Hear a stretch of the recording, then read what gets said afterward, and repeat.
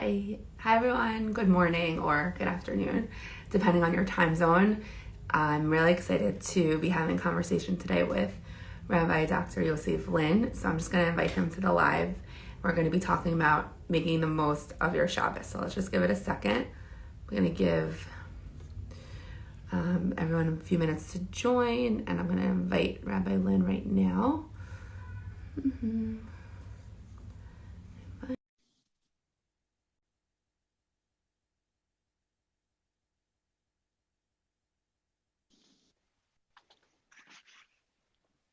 Hold on.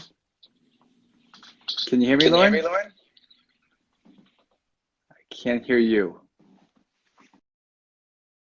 No, I'm here now. Good? Got you. Hi, how are you? Yeah, my iPhone is like picking up my AirPods even though I'm not wearing them, so I don't know. Anyway, Hi, nice to see you. good to see you too. How are This is going you? to be a good one. This could take about 9 hours, but we're going to do our best to try and get some of the main points across. Yes, I know. This is a big topic. It's very interesting because I feel like if I would have spoken about this topic probably like 4 years ago, it would have been way more emotionally charged and frustrated. Because that was just a harder stage of life with like 2 under 2. But now, Shabbos still has a lot of challenges, and obviously it's what we're going to talk about. But I'm personally grateful to be having this conversation in a less emotionally charged place. But I did try to put my mindset back there to generate this conversation because this is obviously geared towards parents that have babies or little kids at home. So I'll just give a little introduction about like what we're going to talk about, and then I can introduce myself. You can introduce yourself, and then we'll jump right into the questions. Good? Great. Okay. Hi, everyone. I'm Lauren Seidman. I'm a mom of 3, and I'm a childbirth educator. So I help parents prepare for birth and postpartum period. And one of the things that I feel is really important is talking about not just the birth, but also life with baby, hence conversations like this. And so I found that when I had young kids, my Shabbos experience changed a lot. And I've seen that also from friends and clients as well, where you're used to having your Shabbos a certain way. You can nap when you want. You could go out for meals when you want. You can host. You could stay up late. You can go to Friday night oneg, not worry about your bedtime. And then when you have a baby, the dynamics change a lot. And I think part of the frustration, I was thinking about this, I think part of the frustration is that Shabbos, for people that observe Shabbos, and anyone who's joining, to whatever extent you observe Shabbos, whether you have no idea what Shabbos is or whether you're fully, Shomer Shabbat, like Shabbos is a really special day. It's supposed to be a spiritual recharge, and there's a lot of expectations that come with that, especially if you're working 5 days a week, and you really need that Shabbos, and then it can be really frustrating when it doesn't meet those expectations. And so I invited Rabbi Lynn on here to talk about this today because he has a lot of life experience, wisdom, and practical tips, really, that I'd love to get into today. So, Rabbi Lynn, do you mind introducing yourself? Great. My name is Yosef Lynn. I am, where I know Lauren from is I am the Dean of Students at a place called Machon Yaakov, which is in Jerusalem. There I'm involved with teaching students about many different topics, but 2 of the main topics are the world of marriage and parenting.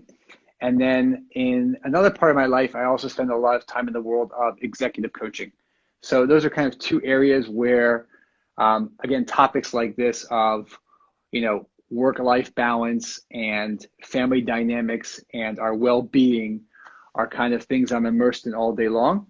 And so we're going to try and really go super practical here to figure out how to make sure that the Shabbos experience doesn't become a total place of failure and destruction. Right. So what, in your experience working with, young couples, families, and obviously feel free to speak from your own experience as well, since you're also a dad, although your kids are a little bit older now, what challenges, and I'm only looking to the right because that's where my questions are, what challenges or themes do you see, common themes do you see people having when it comes to Shabbos? Just going to interrupt one thing before we even start with that question, is that I think that no matter what stage you're at, there are still challenges.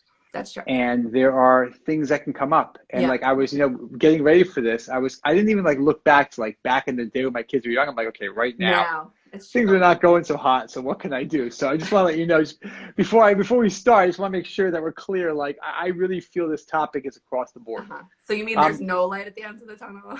I think that there's a lot of light, but I think we have to try and figure out how to make the light happen now, Right. not at the end of the tunnel. Right. No, I think that's a really good point because well, I would love for practical things to come out of this, and I was also thinking about this, preparing for this live, everyone that's joining, anyone that's going to listen to this, they're living in a different community. They have a different family set up. They might have family close by. They might not have family close by. They might, live in a big community, might have a small community. Their shul might have groups for their kids to go to. They might not. So everyone's going to have a different situation.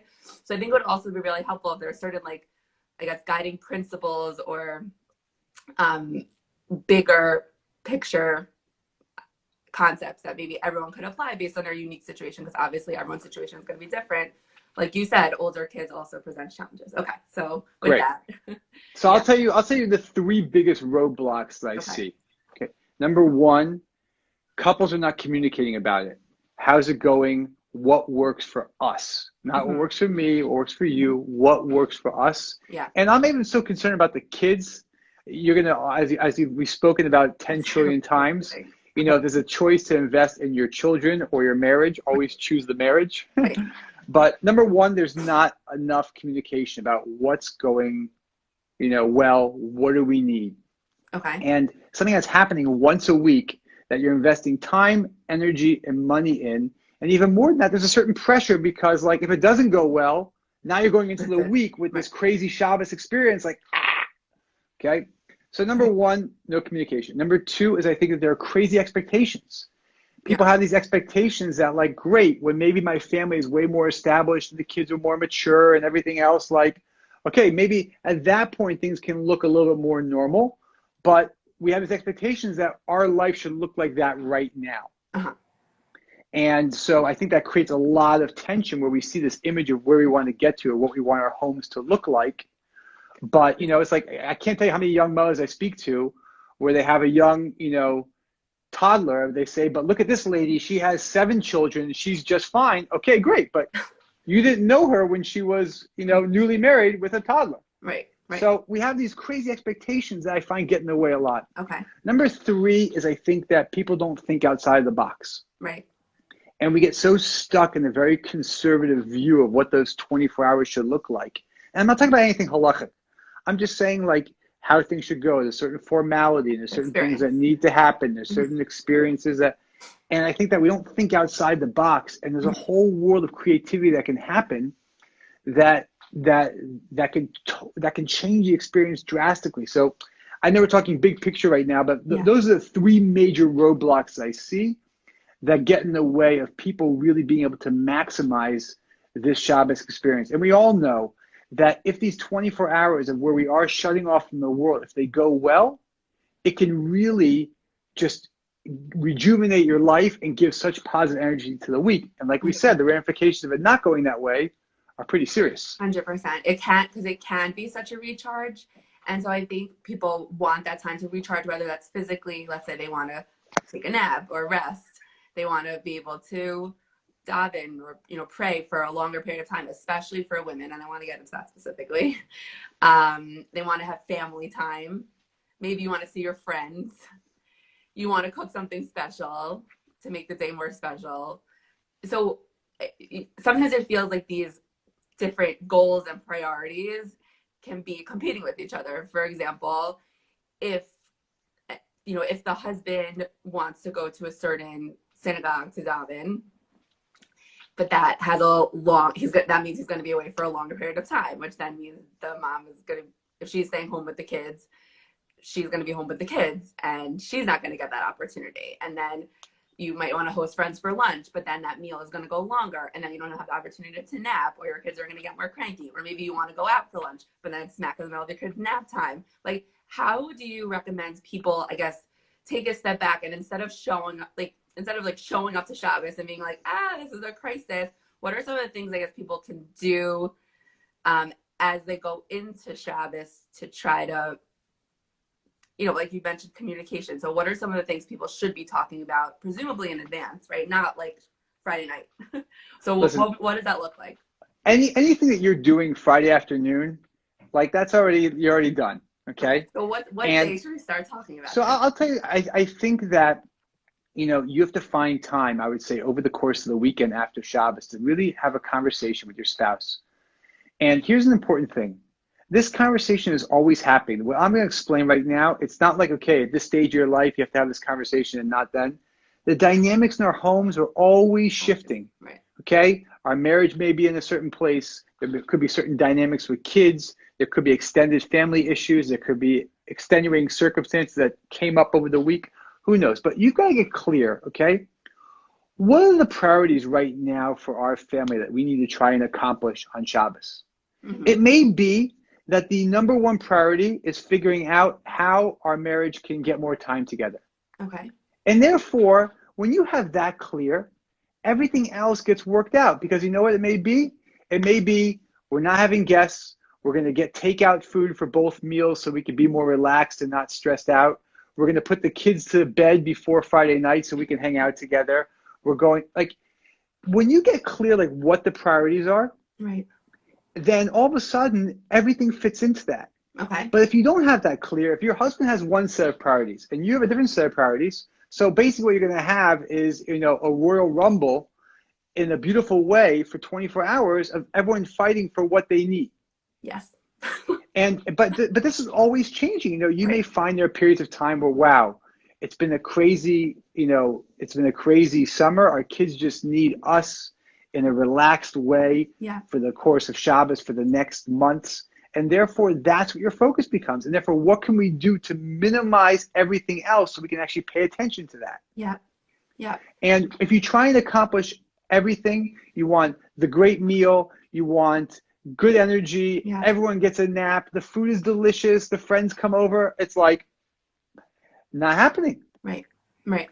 And so, but when you have it clear, like, here's the priority, like, this is what needs to happen. Like, right. I can't tell you, like, how many times, in my family where I said, okay, what's needed now more than anything else is, my wife and I need to spend time with each other. Therefore, everything else, like, went out the window. Okay, so we're going to get takeout food. I'm going to get babysitters to take the kids out. I'm going to, go to this minion, which is really early. I'll get back here. Like, and when you build that kind of schedule around what your main priority is, things become much more worked out. So if there's that communication is not happening, so you're right, it's going to be a real struggle. It definitely is. It definitely is. And because I've found that in conversations I've had, especially more so with women, there's a lot of pressure, like you're saying. There's pressure to host guests. There's pressure to make a meal that's really nice. And what I kind of hear you saying is kind of got to let that go and figure out what is really going to be best for you. Is that an accurate understanding of what? I would say it's more than accurate, and I'll say it clear, okay? There's tons of pressures that we feel, okay? And it comes from a good place. You want to provide a beautiful home. You want to provide an amazing meal. You want to have great energy. You want to be able to give your husband what he needs. Those are all gorgeous wants and desires. Yeah. And those shouldn't be looked down upon. The question is, are those realistic things right now? Right. It's on balance. And therefore, great that you have a vision of where you want to get to, but right now, okay, is this where we're up to? Right. And a lot of times the answer is going to be, no, it's not what we're up to. Right. And I find that the more couples embrace that and they work with it, that all of a sudden the Shabbos experience becomes so much healthier. Right.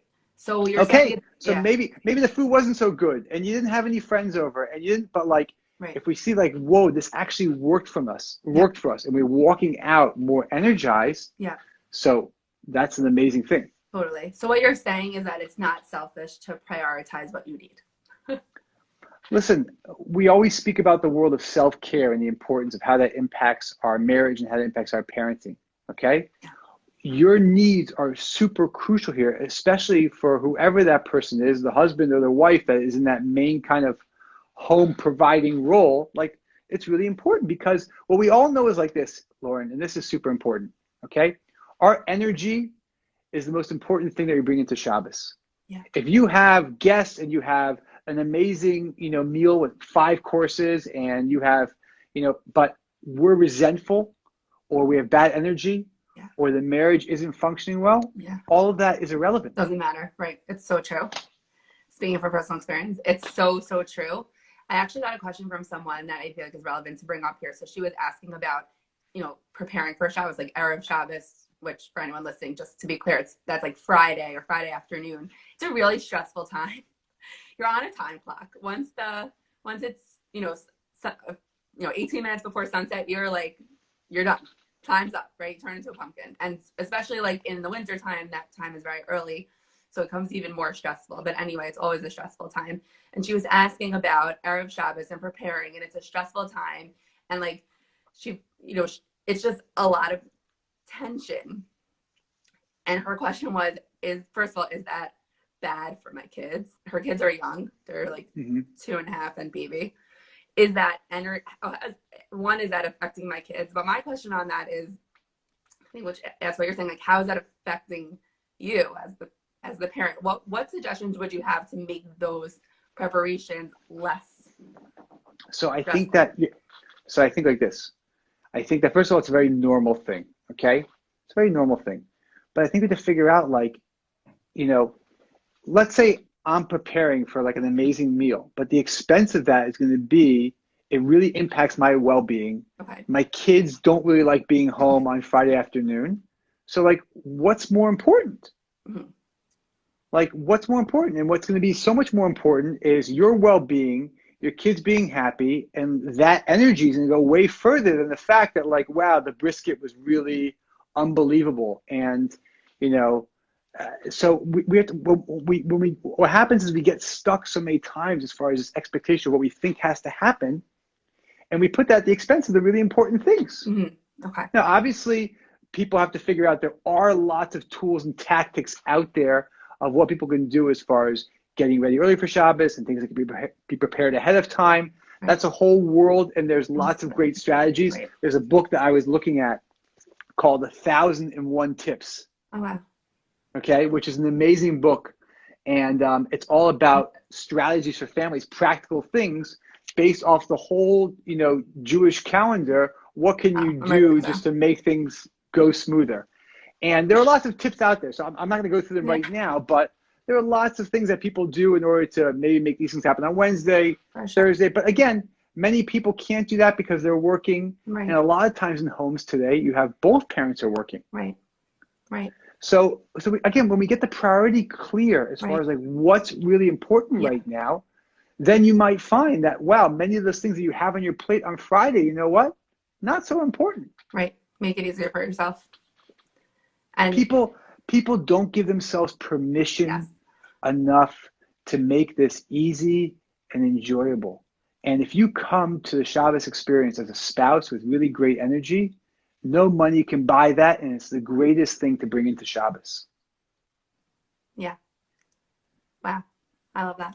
I love that. That's something that I talk about a lot, is like, just give yourself the permission to make your life easier, and like you're saying, to prioritize what you and your husband need. So I want to get into like a little bit more tactical around so the Friday night is one thing, but then there's like Shabbos day, which is a lot longer, so, Saturday. So I remember specifically, and I know I don't only speak for myself, I'm going to be a little bit sexist here, speak from a woman's standpoint. Shabbat morning davening is very long. It's, even if you go to an early short minyan, which we have personally done in my family, it's still 2 hours. It could be 3 hours. And that amount of time alone with little kids in the house with no screens, no phones, none of those types of distractions, could be hard to get outside. They might be too little for play dates. It's very, very isolating. And not only that, there can be this like resentment that builds, like, that's not fair. I want to also have this like spiritual time to connect. Now my husband's gone. I Do I want my husband going to shul? Yes. Okay. But it's really hard for me. So like, how do you navigate that? Do you have any advice on that in particular? And then the husband's leaving again in the afternoon to go back to shul. What do you do in that situation? That was like a massive struggle for me, and I know I'm not alone, which is why I'm bringing it up. So let me. There's like numerous things to talk about here. Let me start like this. Let me talk about the Shabbos morning way of on this, by the way. So how to make it smoother. Okay. The first step to think about how to make Shabbos morning go smoother is you got to think about Friday night. Okay. So Friday night is this super long thing where now you're not getting to bed till way late, and there's tons of cleaning up, and it's like, so now you're going into bed totally exhausted. Okay. So Shabbos morning becomes a disaster. So you got to, if you know Shabbos morning is a stressful time, what can you do to figure out, how to make Friday night go smoother so you have more energy Shabbos morning? Right. Okay, that's the first. That is the kind of first place to look. But let's now get to Shabbos morning. Okay, so I think there's a bunch of things to think about. Number one is, you're right. The more social you can make it, as far as hanging out with other families or making a play date for your kids or anything, fantastic. Number two, what kind of help can you get? Mm-hmm. There are babysitters in the community, or there are things like that. It's a great time for the kids to come over. For a babysitter to come over and hang out and see, be of assistance, who knows what, okay? And that may even be other paid help that could be helpful to you. Okay? Number three is, what can you do for your kids that makes that morning special? Meaning, for example, like if you have extra toys or different things or whatever it may be that the kids don't touch all week, and then for Shabbos morning, that's a time, you may find it keeps them way more occupied and engaged. Okay. This is like new. Correct. New. Okay, that's a good idea. So those are three things I would tell you as far as how to make the Shabbos morning experience. But now let's go to the other question, which is, but now, you also want to find time to, whether it's go to shul, have time to yourself as far as davening is concerned, be able to learn something. So again, that's a discussion that great. I want my husband to go to shul on Shabbos morning, but okay, I also need time for myself where I feel like I, have that experience that I'm looking for. Open a sitter without a kid. So maybe that is, that when the husband comes home from shul. Okay. So all of a sudden, you make kiddush together, everyone hangs out, and all of a sudden now mommy gets a certain amount of time to herself. To, without kids, by herself, isolated, a cup of coffee, and like you get that time as well. So that will allow you to feel like, okay, so even though my husband may be, in the morning at shul, and I want that, I'm not feeling like I don't get that time as well. Right, to balance it out. And again, that's the world of communication. Right, no, it makes a lot of sense. Yeah, makes a lot of sense. I think there's a lot of guilt that comes with that. I had someone else reach out to me who has a young baby, and she said, what can I do? And again, we don't need to get into halachos around this, but she said, can I ask my husband to stay home to help me? And I think that question can potentially, and I know other women have also had this conversation, like, I just really want my husband to be home. I guess I'm curious about your take on that, but it does seem like from what you've been saying so far is if you feel like you need help, but you also want your husband to go to shul and he also wants to go to shul, maybe you need to be creative and figure out another solution to get you the help that you need. And I think that also comes back to the permission piece. Give yourself permission to spend $15 an hour on getting a babysitter. Like $30 Shabbos morning is attainable, I think, for most people. And if it's not, then you can certainly find people that will provide that in the community to help a mom with a young baby for no charge. But you're worth it, like give yourself permission, right? So I think that these principles are really, really helpful because I think there's a lot of guilt around that. What's wrong with me as a mom? Why can't I just be happy on Shabbos morning alone with my baby when my husband's out for hours? Right. But like, you're normal, And the problem, I think, Lauren, also is that a lot of these conversations happen on Shabbos morning as the husband is walking out to shul. And we always know when the conversations happen in the moment of stress and tension, Yeah. nothing ever productive happens. 100%. Okay. So when that conversation happens, on a Sunday, Monday, or Tuesday, we say, listen, it's really hard for me, and it's really, difficult, and what can we do? And you're working together as a team to figure it out. Then you have time to figure out solutions, talk to other people, who knows what. But when the conversations happen in the moment, it's that's where most of the most of the issues arise. Totally. And I'll just share a personal experience around this. So you mentioned about husband going to shul and then coming back, and then mommy gets her opportunity to daven. So I have 3 kids. There's 2, 4, and 6, and so they're a little older. I don't have a newborn at home, okay? But we have started doing that where my husband will come home, and then he either takes the kids out or just plays with them, and I basically escape upstairs to get my own time, whether I want to daven, which I do, or lay down or read something. And just me knowing that I'm getting that makes Shabbos morning easier. So I think it's a really good, I just want to point that out to people listening. This communication thing might feel new or hard, planning in advance. But if you do that, then knowing what to expect and knowing, okay, at the end of this 3 hours, I'm going to get my break, it makes it much more tolerable for you. Whereas if you think you're going to be on, and I've gone through this phase also, if you think you're going to be on for 25 hours, who can do that? Especially when you're really wanting a rest or really wanting a recharge and you don't feel like you're ever going to get it, you're just going to start getting more and more and more and more mad and more resentful. So if you're able to if you really make the effort to take that time in advance, then I think it really pays off. So, and again, just going what you're saying, the mad and the resentful and all of that carries over to the energy. So great. Now you have a beautiful lunch and you have amazing guests over and everything is perfect. Right. But, you can't, you're resentful towards your spouse. So you don't think your kids are picking up on that. Right. They could care less on how good all the food is. Right. They see my parents are resentful towards one another. Right. That's going to carry more weight more than anything else. Totally. I'm going to share another question that someone sent in before the live. And if anyone wants to put in their questions, there's a question box at the bottom. So you can put your questions there instead of in the comments, because the comments get lost sometimes. A question a mother sent to me was, she has 2 little ones. She's 2.5 and a baby, something like that, or 2 and a baby, close in age. And this particular mother in her community, she said it's very normal for women to go to shul, which it's not true everywhere, but I think that's so nice. So, women, or even for women to go at the end for the social aspect, to go to Kiddush. And she said she really wants to go because that's her time to see people in the community. And I totally relate to that. And she wants her daughter to have that experience of going to shul and have the positive association and see the Torah and maybe get a lollipop from the rabbi. But her daughter completely freaks out when they go. She throws a tantrum. And so I can imagine that that's ruining the experience, certainly for her daughter.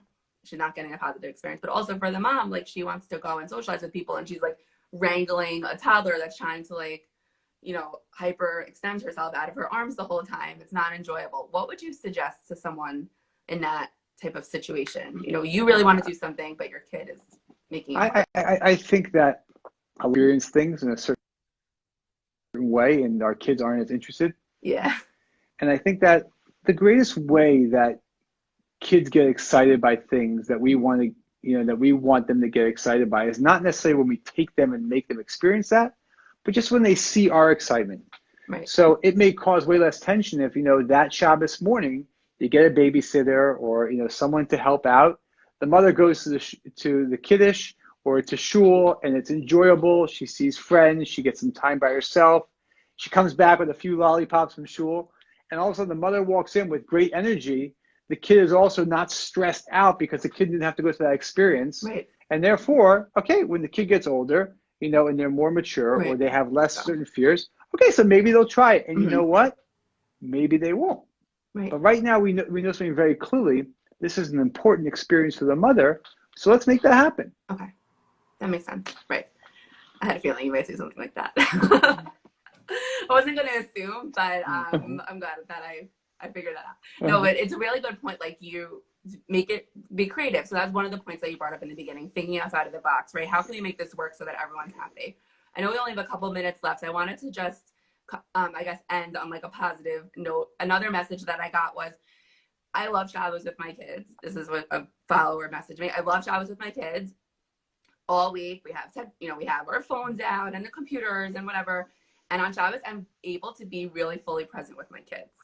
And I think especially for, people that are potentially, working outside of the home and not with their kids a lot, Shabbos is really an opportunity to spend uninterrupted family time, if that's what you feel like you need. Do you have any suggestions for how people can really, okay, so now we've talked about like, storming around, like we've gone from all the problems. Now let's go forward. What are some of the ways that you think people could be taking advantage of their Shabbos and maybe they're not? Do you have any suggestions around that? So I think that, again, let's go back to what we spoke about before. I think that for many people, the Shabbos experience can be a missed opportunity. Yeah. Where we kind of just coast through it and we miss what it really can be. And I think that, if you're able to really connect to your family in a strong way, what you can accomplish in those 24 hours can carry over through the week in such an awesome way. I know, when I have a great Shabbos with my family, where I'm like, regardless of anything, the food, guests, but I know I was great with my family. It was, it was great between my with my wife.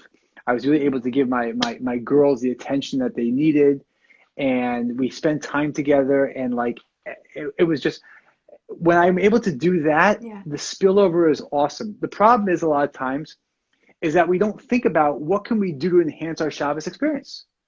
And therefore, let's say Shabbos is going good for you. I think we should be striving to figure out how can we turn it up a bit more. Mm-hmm. And I think that, spending time, with books, like this, or speaking to people as far as getting best practices are concerned, what families do in order to increase good energy or make it more lively or engage the kids more, or how we can spend time together.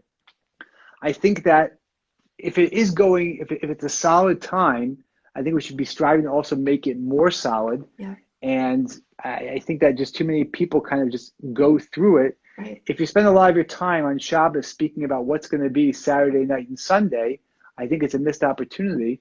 But for many people, they're not experiencing the things we're discussing in this live today. Things are actually nice, and it's an enjoyable thing. Yeah. I think it could go the next step and be that much more by maybe adding more things. Maybe your home does need guests. Maybe, thinking outside the box and playing games with your kids or your family could be awesome. Right. The list goes on. Right. Just go into Google and say, how do you maximize family dinners together? Yeah. How do you take advantage of spending time with your family on the weekend? Right. You'll get 50,000 ideas that you could easily incorporate into your Shabbos experience. Right. So nice. Yeah. I think that's really, really great. It's a special day. Something I personally started doing recently, now that my kids are like a tiny drop older, is Shabbos morning. So it's definitely not my favorite time of the week. It's hard, but I've tried to make it more enjoyable. And what we started doing is we like make a play, like whatever, about the Parsha. They learn about the Parsha in school. They know more than I do.